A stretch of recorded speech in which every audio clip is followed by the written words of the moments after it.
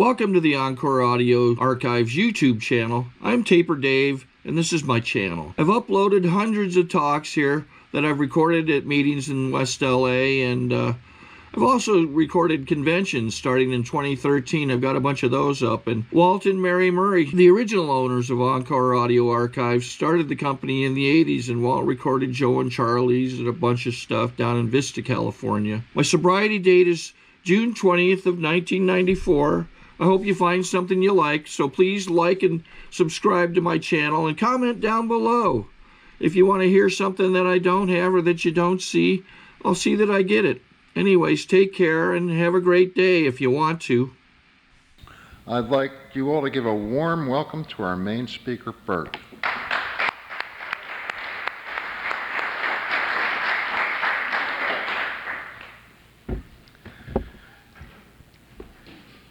My name is Albert Alma Thomas, and I'm an alcoholic. You'd drink too if you had a name like that. Wouldn't you? Okay, that's why it's Bert. You can call me Bert. Everybody calls me Bert except people from my hometown who are made uncomfortable by that. And my hometown is St. George, Utah. If you were to go to Vegas and drive a little further, you'd hit St. George, Utah. It's a lovely place. It really is, actually. Gee, I don't know why I ever left.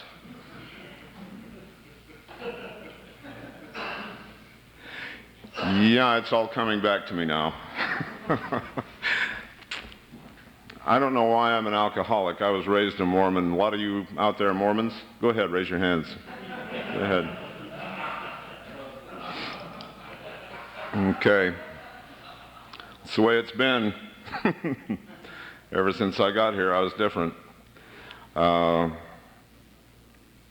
I thought it was why I wasn't really an alcoholic, that if I just had a little drinking problem, and if I stopped that, and what I really wanted was to be a periodic.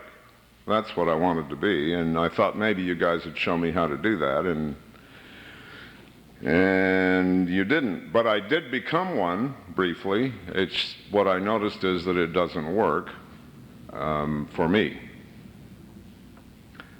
I want to thank, before I forget, and I will, Dawn for asking me to speak, and I would like to honor those of you who have taken chips here tonight.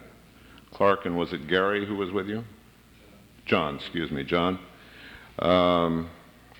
It takes cojones to do what you did, Clark, as you know. I respect that very much. Happy birthday to my friend Terry, 19 years. He was a spiritual icon to me over at Marina Center for years and years. I'm now sober a little over 10 years, 10 and a half years maybe. That amazes me. This was a meeting that, I confess to being humbled by being here at this podium, because some of the most important moments in my early sobriety took place at this podium with me out there when this meeting was up in the Playa del Rey Women's Club originally years ago. And I was still I was an associate member of Alcoholics Anonymous. I'd come in and check it out, have a good laugh. You people are pretty cool, you know. Look at all the pretty girls in here. Look at all these handsome guys. How come they don't hook up? And then I found out why. Because we're nuts. And we got ex-wives and ex-husbands all breathing down our necks, you know, and ay. I love Alcoholics Anonymous. I feel like I wasn't really living till I got here. I don't know, you know, I mean, when I came in the door, I was so quick, so very, very quick to forget why it was I even came here, because I was so anxious to look good. And by the way, do I look bitchin' tonight? Thank you. Thank you. This is about as bitchin' as I'm ever going to be, okay? sober. God knows I was trying when I was drinking. Down at La Marina, I was so bitching. Any of you see me there? Any of you remember any of this? Okay, I don't either. So we're even. I bottomed out in Playa del Rey. I started to get sober when I was 42, when I sensed that this little problem wasn't going away.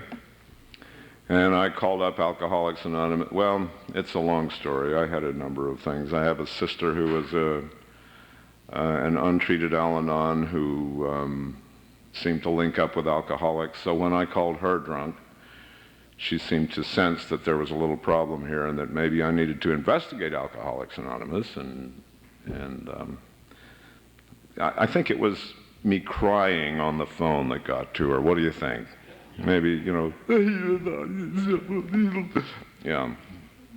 I'm so goddamn charming when I'm shit-faced.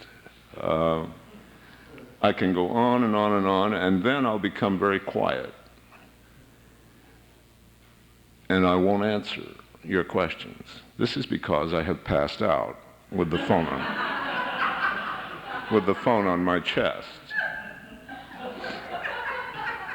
If you're an attractive woman, I will invite you over late at night and be unconscious when you arrive, beating on the door, and you can't get in.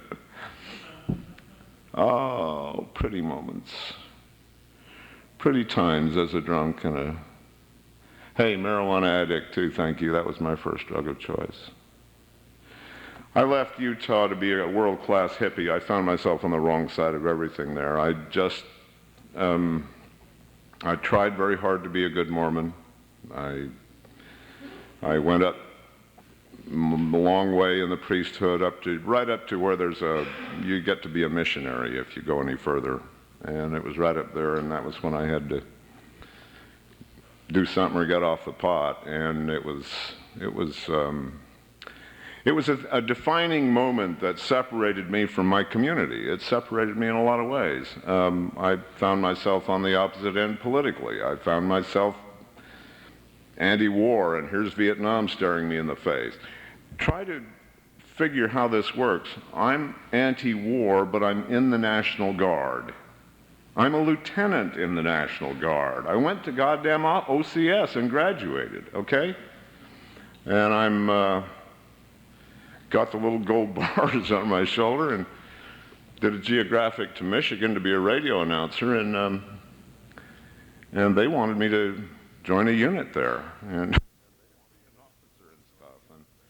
I'm sorry, I was cultivating my long hair at the time, and they suggested I'd need to cut it, and I renounced my commission as an officer, and there was the Chicago Convention, and I saw National Guard troops being used to beat up all my friends and the people and geez, I was having some spiritual dilemmas back then. I was trying to please everybody and ended up pleasing nobody. Nobody.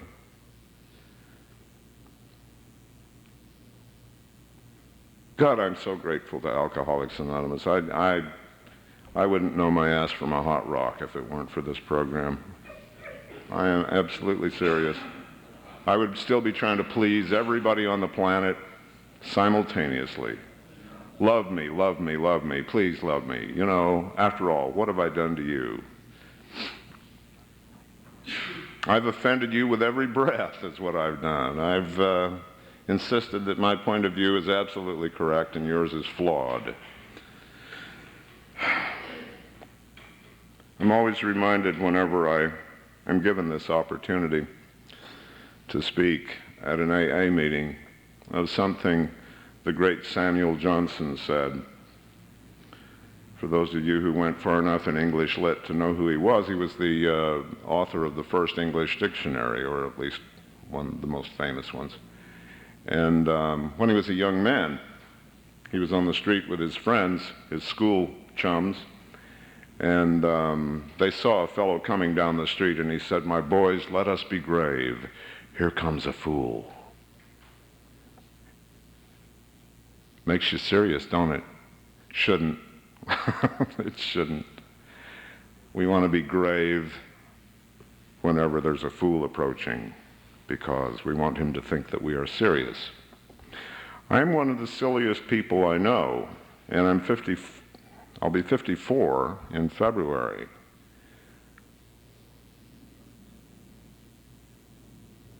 That line really worked well, didn't it? That Samuel Johnson reference, didn't it? I'll remember to keep that and run it again sometime when... You getting this on tape? Thank you. Thank you very much. Okay.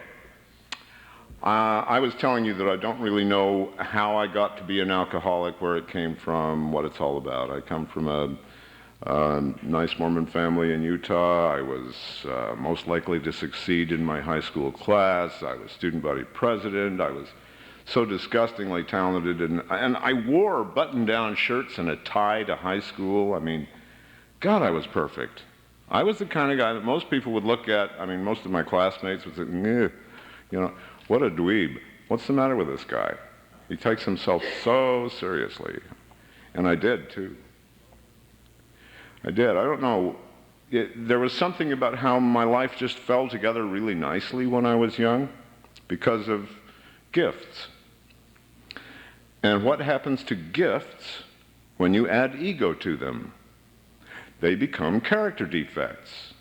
Ain't that weird? Suddenly, my gifts became rights and power and things that I deserved, don't you know? And it became things for me to say, look at me, look at me, look at me, look at me, look at me, look at me, look at me, look at me. I'm crying for attention. And I got it. It came real easy. Somehow I guess I got the idea that I was indestructible, that I was immortal, that nothing could bother me. When I left Utah, I was pretty unhappy. I held my whole home state in contempt. I was at war with the United States of America. I didn't seem to have any personal enemies. I just had institutional ones, and I was declaring war on everything and everybody, and ran away to join the circus. That's what radio is. And I got married foolishly, ruined one young woman's life, repented error after 2.5 years, got on an airplane to England, married another young woman from another part of the world, brought her back to this country, ruined her life for a while. We had a beautiful son together. And he is my pride and joy and my delight. And he's 21, about to be 22, going to graduate from Boston College this year, has known his daddy sober since he was about 11, and says, this is better. This is better. But what did he know before he was 10? I mean, those of you who are new and, you know, my heart really goes out to those of you who are new. I remember sitting in this room when I was having a lot of trouble sticking here. And there were some people who came in the room. I was always holding you at bay, at arm's length, and yeah, you'd give me your phone numbers, and I'd thank you very much, and never call you. And but occasionally I'd hear somebody up here who just shook me down to the ground. I'd sit there back in my little chair at the back of the room saying, damn, that guy's smarter than me. Damn, that woman's funnier and smarter, and she's been more places, she's done more terrible, funky things, and she's funny. Look at that. I can remember Al S. at the podium, the very first time he spoke, and I want to grow up and be like him someday. God, if only I could. I just think he's wonderful. And Evan D., who's one of the funniest human beings I ever heard, and yet can tell a story that's absolutely true, and it's just kills me. People who were smarter than me, because I was so anxious to think that I was somehow superior to alcoholics. Boys and girls, I are one. IR1. I'm just a plain old dyed-in-the-wool. I don't know how it happens. I practiced. When I started noticing I was alcoholic, I thought it was kind of cool. That's how twisted I was. I mean, when you're a nice boy from Utah and you start noticing, hey, I'm starting to live like William Faulkner, you know. I'm starting to live like Hemingway. Watch this. I'm going to be like those famous guys I really, really admire and everything. Dylan Thomas, you know, the poet. He's got the same last name as me, and he died at the age of 39. Now, there's something to go for. You know? Dead drunk in New York hotel. His last words were, "What time is it?" Yes! You know, that's what I want. Of course, it would be nice if you wrote a lot of poetry before you got there, and if you achieved some kind of international repute before you got there, but in fact, if you haven't done that, then the death is kind of pointless, and that's where I was getting. I was 42 years old when I decided I needed to get sober, and I hadn't done anything that anybody would remember well. In the 10 years that I have been sober, I still haven't done anything that anybody would remember. You know what I've done that has given me the most joy and has maintained my sobriety? And I learned it from the men who sponsored me, and I learned it from you guys. And that is that I started working with newcomers. Hell, I was sponsoring people before I was sober. I loved it. I noticed that talking to you and letting you guys tell me what was going on with you when you were new or something, it somehow made me not think about me. I had developed Bert's law of sobriety. It's like this. Nothing good ever happens when I am thinking about me. And nothing bad ever happens when I am thinking about you. And very often something good happens when I'm thinking about you. But not because I'm thinking about that good thing, about me. I don't know why that works. But I know it hasn't worked any different, ever, for me. Every time I'm thinking about me, the things I want run away from me. The things that I dream about won't have anything to do with me. It's like they're leaving smoking tire tracks trying to get away from me. And yet, when I turn my attention to a newcomer, I don't know. There's something about doing a good thing that the universe respects, that the universe rewards, that... This is my opinion, ladies and gentlemen. I can't prove a damn thing, except that I've been happy for 10 and a half years. I've been on a pink cloud since I decided to stay sober. And I did not decide that immediately. I came in and out of this room when it was over the Playa del Rey Women's Club a number of times. I never had the courage to raise my hand each time I was out. I'd get 30 days and I was pretty sure I was fixed. I couldn't get 31. Could not get 31. Then I'd quietly start over without raising my hand. I would work it up to an honest 60 days. Take a 60-day chip. Celebrate my recovery. Quietly start over. As soon as I got, sensible enough to kind of, I'd come back in and then get 90 days just to, you do it. Couldn't get 91. Okay. This got up to 6 months, hours away from a 6-month chip. I had just returned my little itty-bitty son to his mother, from whom I was estranged and divorced, and of course it was all her fault. I remember being from this podium taking chips and stuff and referring to her as the Princess of Darkness. Oh, Jesus. You know what you guys did? You booed me. It took no damn slack for you, BT. No. You know what? I'm on speaking terms and joking terms and laughing terms with two ex-wives. I mean, we don't talk all the time by any means, but at least we're not in a hateful state of mind with one another anymore. God, what a gift, you know? I always thought that when you ended a romance, it was supposed to be ugly. Didn't you kind of presume that? I mean, I did. I always assumed that, well, the only reason the romance is over is because you hate each other's guts. And so you should treat each other accordingly. The sound of her voice would set me into a rage. I would just be furious.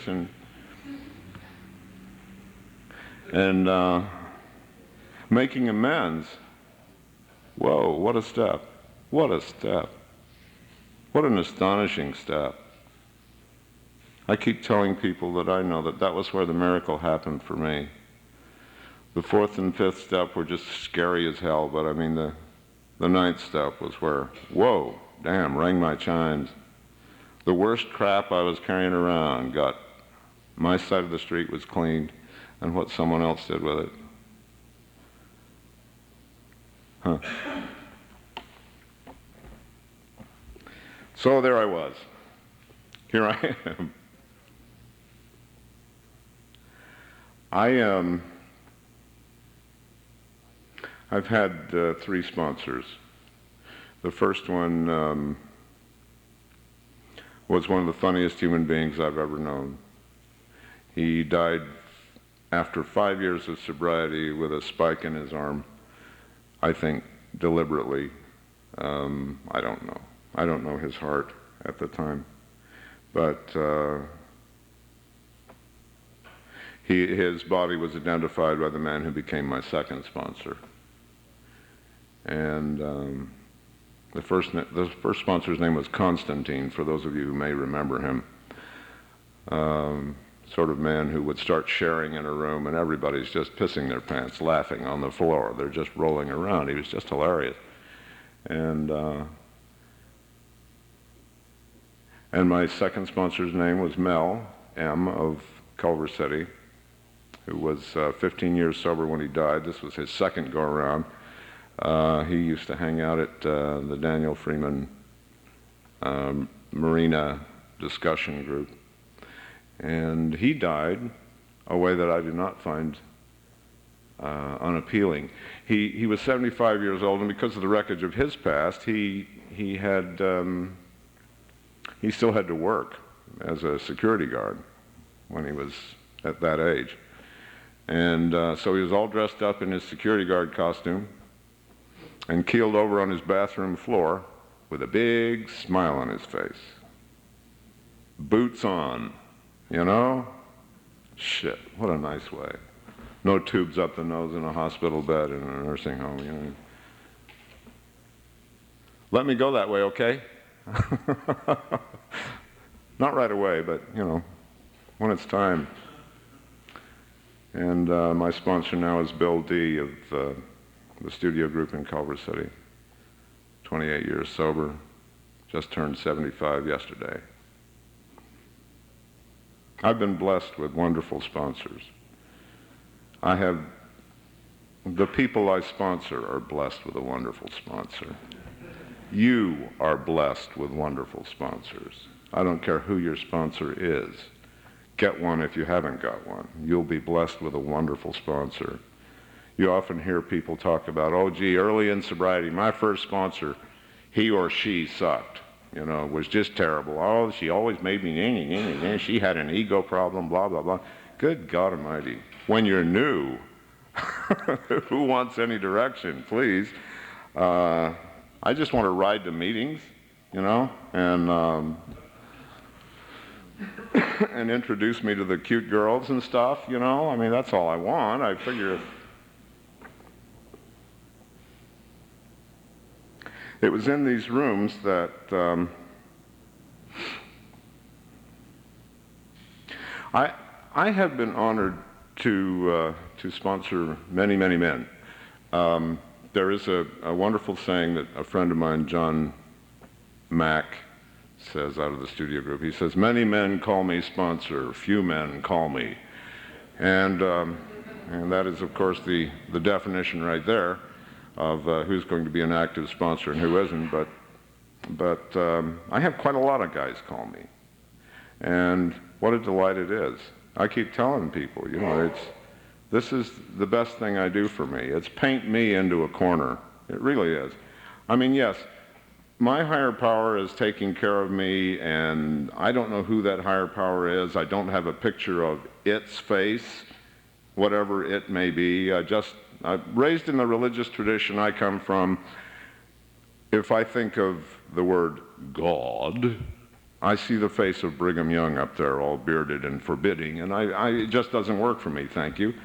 I kind of like this higher power, this universal thing that likes me and likes you and wants each of us to be happy, joyous, and free, and to get out of the way and let the universe take care of us and give us stuff. And that's actually been the case for me, is that when I'm trying to help somebody else, the universe gives me something. Because for a while there when I was new, I wanted to be, you know, I would go down to Marina Center, and there's this one fella who would get up there, and he'd been a millionaire 3 times or something, or he probably still was, I don't know. He always had this fancy car out there, and some hot newcomer on his arm. And the swine, you know, it was the hot newcomer that I wanted or something, you know, but I mean, but there he was with his fancy car and he was tall, and I guess they thought he was good looking and stuff. But I used to say, you know, what am I going to do? I got to get rich. I got to be tall. Let me be tall. Let me be rich, you know, and sober too. You know, I'll be sober first if you'll make me tall and rich. Okay, that'll be cool. And as you can see, I got a good deal taller, but I never really managed the rich thing. It took me quite a long time to come to terms, to make peace with the fact that I don't have the rich person gene. I don't have that gift. That's not going to be my gift, the rich thing. I'm 53 years old. If I haven't even come close yet, chances are pretty good I don't have, you know, like a lot of natural skill in that area. So, and when people talk about money, my eyes glaze over. That might have something to do with it too, but what makes me happy is seeing certain dreams come true. You know what,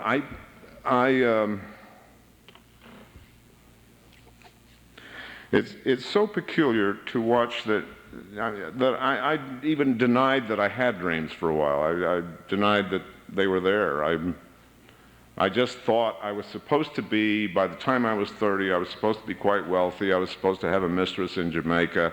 I was supposed to have station wagon and a large woolly dog and 3.5 children, and the president was supposed to be calling me up for advice, and I was supposed to be in People magazine quite a lot more frequently and consulted on things, you know, just because. And none of this happened. It's probably just as well, but those dreams haven't come true. It's interesting to notice which ones have, though. You know, like in the back of my mind that I didn't really have the courage to be an actor, to be an artist. I didn't have the courage to be a writer. And those are the things I love. I didn't have the courage to be a musician. I loved all those things. But I thought I was supposed to be an attorney instead. Oh, there's a good alternative to music and art and theater, isn't it? You know? Shit, yes, I'll go be an attorney. Yeah. Well, that didn't work out either. Oh, I would make my poor things. They tried so desperately hard. I was the bright spot in their, or one of the bright spots. We had a large family, and I was the one that was supposed to make everybody proud and everything. I went back to my 30-year high school reunion, and they had the yearbook laid open to the picture of me there as most likely to succeed, a full-page picture, and the student body president, hominy, yada, yada. Well, what have you been doing, Bert? Well, I'm sober, Shit, they missed the only movie I made, They have no idea what I'm talking about. They don't have a clue. I guess that's wonderful for them, and it's okay for me. I want to be celebrated all the time wherever I go. Oh, wow, man, you're still sober? Isn't that wonderful? Why should they give a shit? And they don't. They just find it kind of peculiar that a guy with so many gifts would go off and come so close and do such a fine job of self-destruction. Another thing I learned in AA was to avoid thinking. I don't know what it is that happens to us after, 20 years of systematically and methodically corrupting my own neurology with whatever I could ingest. I want to come out of it and say, wow, I'm sober now, I can think. Yeah, like you shot yourself in the leg every day for 25 years and stopped shooting yourself and said, today I run in the Olympics. No, I don't think so. I'm not much of a thinker. This brain is fit for tool making, and it's fit for sponsoring. You know what? This is the greatest gift that has ever been given to me, is all of the stupidity and sorrow and loneliness and self-destruction and damage has value to me today, because it has value to somebody that's going to come through the door. Because everything that happened to you that was stupid and sorrowful and ridiculous and insane and tragic is what helped me. I owe you guys. That's why I sponsor anybody who asks. Anybody. Has a couple of benefits. It makes me give back what was freely given to me, and it keeps me from thinking about me. Magical. Just magical. If you're not sponsoring somebody, go throw them to the ground and tell them you're their sponsor. Because, oh geez, I see people with a lot of time who don't sponsor anybody. And I see me sponsoring so many people, it's ridiculous. My wife does the same. Let me talk about my beautiful wife. She is we met in a meeting up here in Westchester. I was 7 years sober. She was 8 when we got married. And we sat and watched each other for a few months in that meeting, we were much too cool. Well, let me put it this way. We've had a couple of practice relationships each, those things you do when you're new and you notice the person you're really hooked up with is, God, she's crazy, That woman's crazy.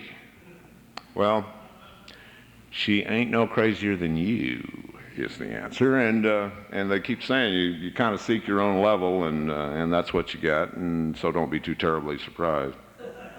But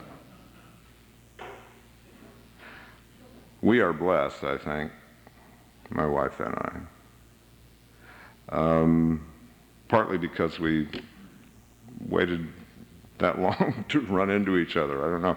We keep referring to each other as we were both in the oven, waiting to get done before we bumped into each other. But what caught my attention was that she was working with newcomer women, a zillion of them. Her phone was ringing all the time when I went over to pick her up, and it was these newcomer women. And I said, well, God, that's just like my phone at home. With all these newcomer guys. So I thought we had something in common. And when the phone rang and it was, I wouldn't be saying, who was that? I don't care who it was, all right? Somebody you sponsor. That's delightful. My paranoia and my natural gift for suspicion is totally allayed. It's irrelevant. because I know what she's doing. And then I hear her talk. You ever listen to women sponsor each other? It's different from the way I sponsor. That's okay, honey. Now, I'm a swine on the phone. Yeah, okay, asshole. That's your side of it. Now, what's your part in it, goddammit? You know? Jesus. Yeah, you were innocent. I know. It was all her fault. And the cops. It was their fault, sons of bitches. And the girls are so gentle, and that's okay, honey. That was his fault. I hate that shit, okay? I'm sorry. I love my wife. She is, Deb has, it's astonishing to me that we're coming up on 4 years marriage in April. And when you come into contact with one another's gifts first, and then after 4 years, you're also aware of one another's character defects, and you've either at some point made peace with them or just decided they're none of your damn business, which is one of the advantages to Al-Anon. It's none of your damn business.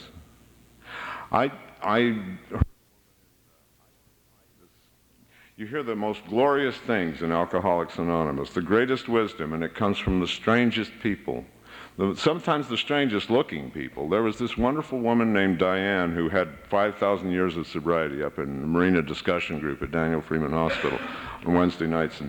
And she was in a room, and somebody was busy judging somebody in their family, saying, oh, well, they did this, and they're so crazy. And she just shared, in a general way, honey, if their goddamn hair's on fire, it's none of your fucking business.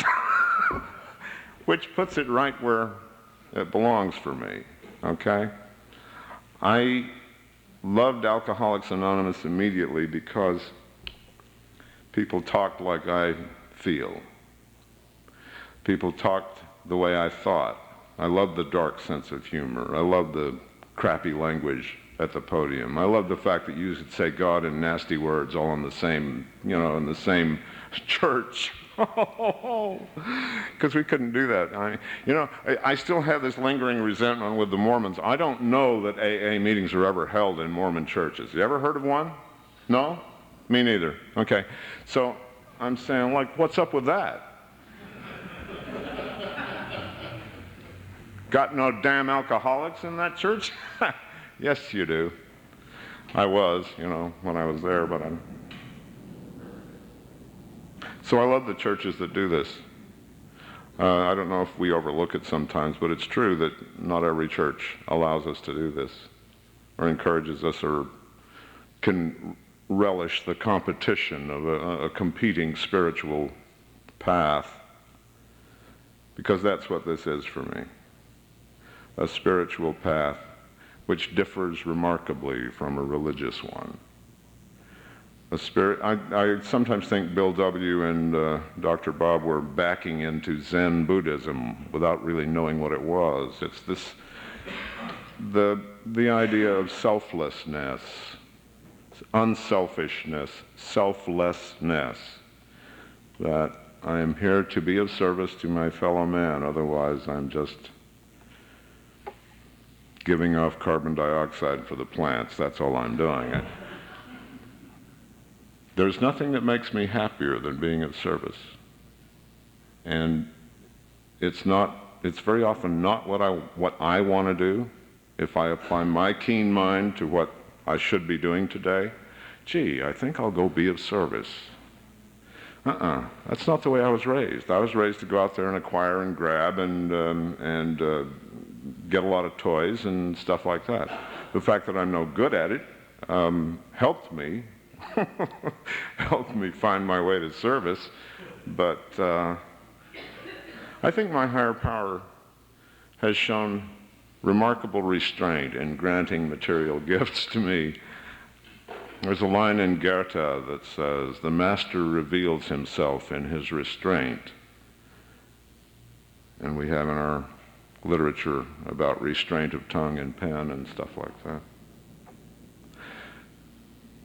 Mark Rothko, the painter, said, "Silence is so accurate." And then he killed himself. I know all kinds of useless shit. I really do. And I love it. I can sit there and bathe in that crap. It pleases me. Samuel Johnson said something else that was wonderful. He wasn't talking about newcomers, but he was talking about me as a newcomer. He said, "It's very, very difficult to help the ignorant, for the ignorant are always trying to be cunning." Me too. When I was new, ooh, God, I was cunning. Ooh, yeah, I was trying to be cunning, trying to come in. I was half an hour sober and thinking you guys would believe me if I said, yeah, everything's really going well. Let go, let God. Yeah, right. I couldn't let go of anything then. But I kept coming back. It's the only thing I did that was really the right thing. And I kept seeing you guys. You were examples of what I wanted.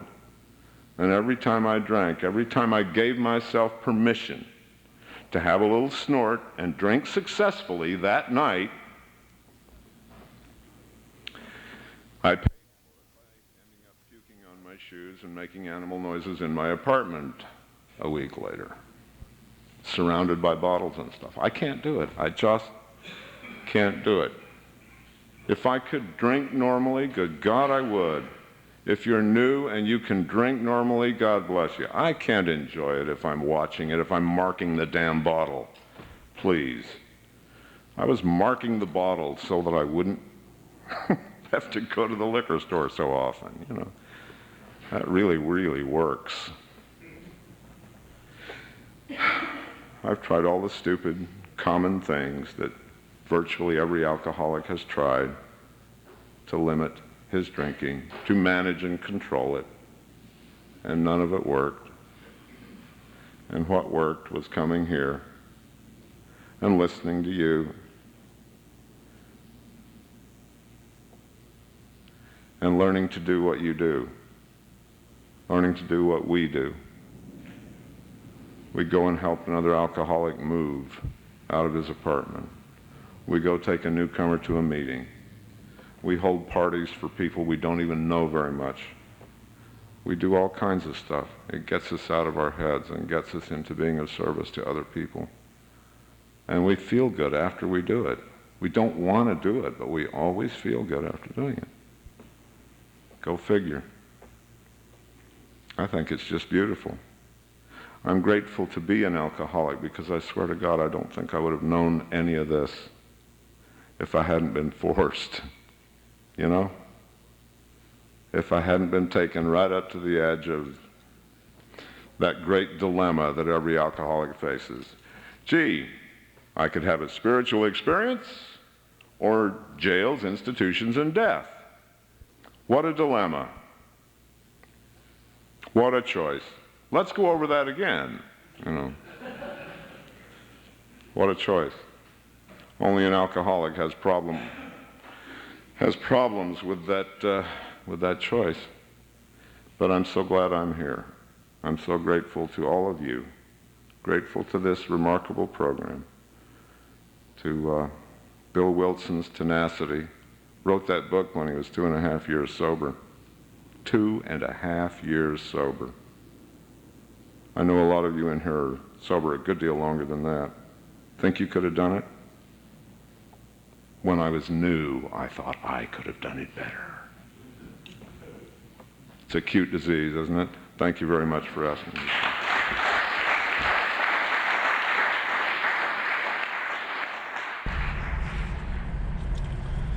Okay, this is how I prepare my drone for launching. I like to do it inside the cab of my truck so I'm not standing outside in the weather. To install the joysticks for control, up and down, right and left, powered on. I have an Android phone that I use to connect it to the drone with. And it's actually controlled through the iPhone, through an app. Oops, wrong way. It's actually controlled through the iPhone, or through this Android phone, through the app.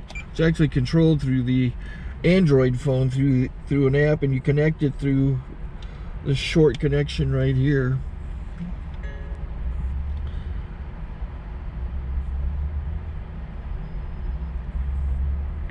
Remote control connected. Remote control's connected. So I pull out the drone. I have to extend the legs. Long legs extended first, then the short legs. Remove the gimbal protector. Set that aside, then power it on one short burst, then one long burst. I lay it down. So I have to go to calibrate. So the drone's not connected yet. It shows you here as this drone gets disconnected, even though the remote's powered on. So the drone has to establish it's connected. So I go into the app to calibration mode. First I'll calibrate the remote controller. Start calibration. Out, in, oop, out, in, up, down, and then this little wheel is to control the gimbal. So it's calibrated. Go to gimbal calibration, start calibration, and then it calibrates the gimbal. I don't know if that shows up. The gimbal's moving all over the place. Changes, you can see it on the video. And I'm calibrated to take off. It's acquired 7 satellites at the moment. There are 26 satellites up in the sky, which it has to acquire before you can take off. So it's connected. It's got enough satellites. This is white. I can go to press this little arrow button, swipe right to take off, and it would start the motors if I slid this to the right, but I'll wait till I get outside. Don't want to do it inside.